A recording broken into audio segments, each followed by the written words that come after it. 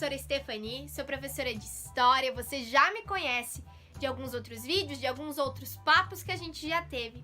E hoje a gente vai continuar se aventurando na história juntos. Que legal, não é mesmo? Bom, antes da gente começar, aquele aviso básico que você já conhece. Tudo aquilo que eu for conversar com você aqui está lá no seu livro didático de História, no volume 2 dessa vez. Sim, a gente vai falar um pouquinho, vai começar a tratar dos encontros e dos desencontros, mas hoje na perspectiva de 500 anos atrás. O que será que aconteceu? O que influenciou a minha vida e a sua vida? Vamos lá? Vamos descobrir? Bom, há mais ou menos 500 anos atrás e até um pouco mais, as pessoas não sabiam o que tinha para além dos mares. A gente está pensando numa realidade mais lá da Europa, beleza? Daquele continente. Lá começaram a existir pessoas que começaram a navegar por aí para tentar entender o que acontecia, que terras tinham e tudo mais. E a imaginação deles era bem fértil. Aqui a gente pode dar uma olhadinha em um mapa que foi produzido em 1550.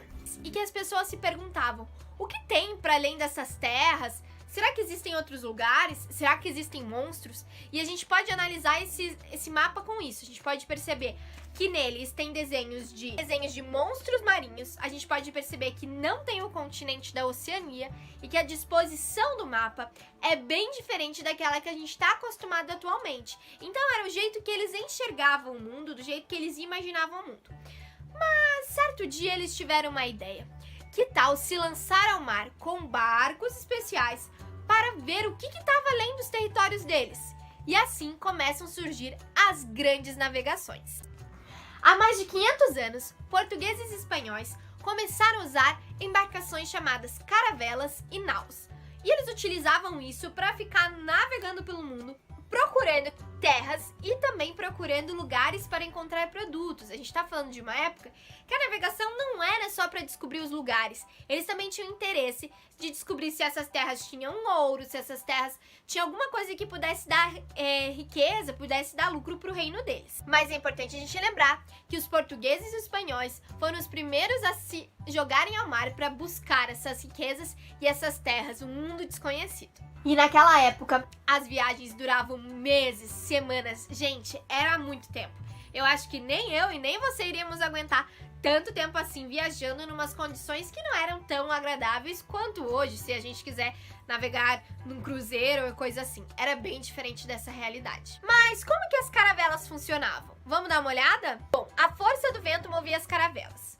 Mas quando não tinha vento, eles poderiam usar remos para conseguir navegar. Mas basicamente era o vento que levava elas. Então eles tinham controle, mas nem tanto. Quem que viajava nessas embarcações? Qualquer pessoa? Não, pessoal. Tinha um capitão, que era o chefe, que era quem comandava essa caravela. Tinha também um escrivão, que era responsável por escrever o diário de bordo, aquilo que acontecia, e também controlava a carga. Os marinheiros, que faziam todos os tipos de serviço, de levantar a vela, de carregar as coisas, de limpar o barco. E os grumetes, que eram crianças e adolescentes que também iam nessas viagens para já aprender a ser como um marinheiro. E você parou para pensar como será que eles se alimentavam, já que eles estavam no alto mar?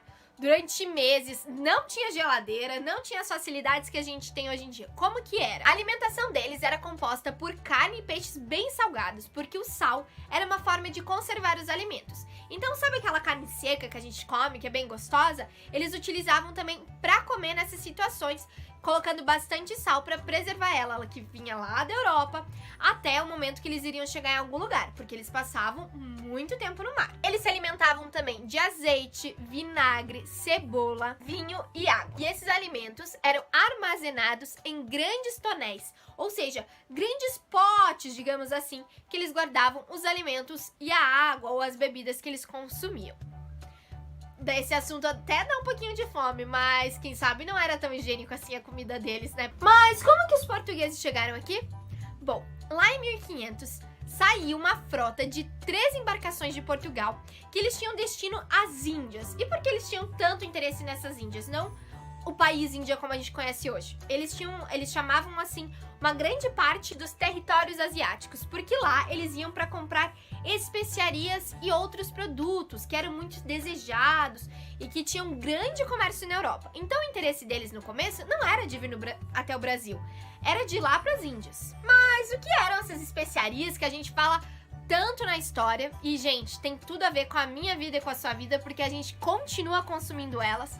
E, inclusive, isso vai ter a ver com o nosso desafio no final desse vídeo. As especiarias eram condimentos e temperos, como gengibre, canela, manjericão, noz moscada, pimenta, cravo da Índia. E elas, além de dar um grande sabor bem gostoso para os alimentos, elas também eram utilizadas para conservar esses alimentos, porque lembra que eu falei para vocês, não existia geladeira naquela época. Então, além do sal, eles também utilizavam essas outras especiarias para conservar o gosto também. Então, eles desviam essa rota que iria para a Índia, eles dizem que eles tentam descobrir um novo caminho, beleza? Pedro Álvares Cabral, que era quem comandava essa frota, chega aqui no Brasil junto com essas outras caravelas no dia 22 de abril de 1500. Mas quando ele chega aqui, ele pensa, bom, não é as Índias, certo? Mas os portugueses, quando chegam ao litoral do nosso território, encontram os indígenas. E esses indígenas já estavam aqui, já habitavam a região muito antes dos portugueses chegarem. E olha, pessoal, não era só um grupo de indígenas. Eram muitos grupos de indígenas. É um erro a gente pensar que é somente um grupo.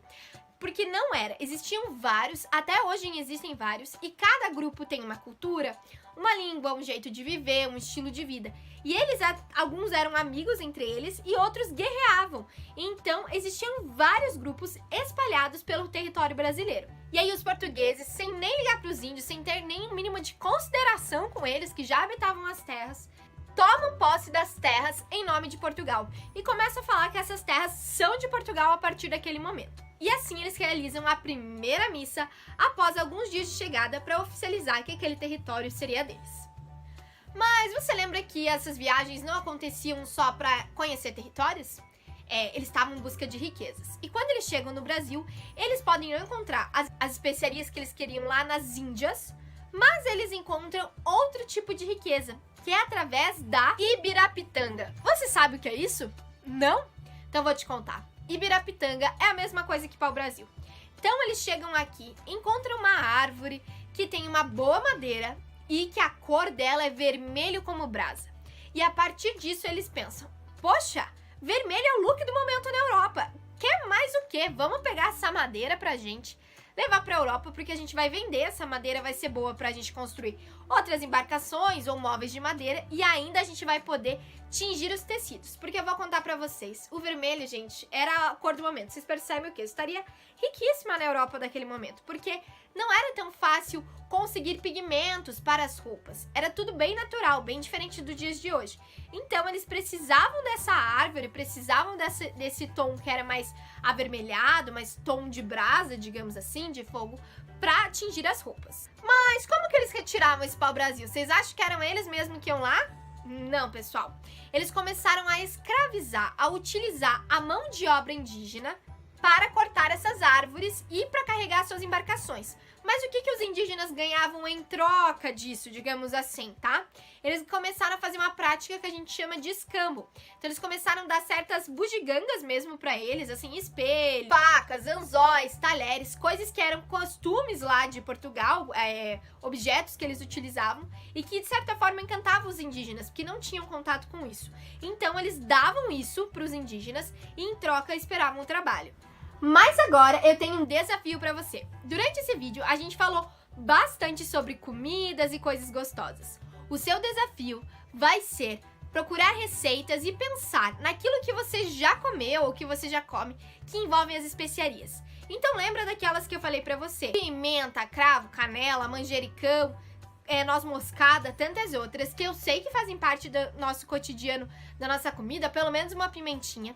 Pergunta aí pro adulto que mora com você se conhece alguma receita, pesquisa qualquer coisa, dá uma pesquisada na internet pra relembrar o que são especiarias e escreve essa receita, beleza? A gente vai começar a entender nesse processo que a alimentação também faz parte da nossa história. Até a próxima, pessoal. Tchau, tchau!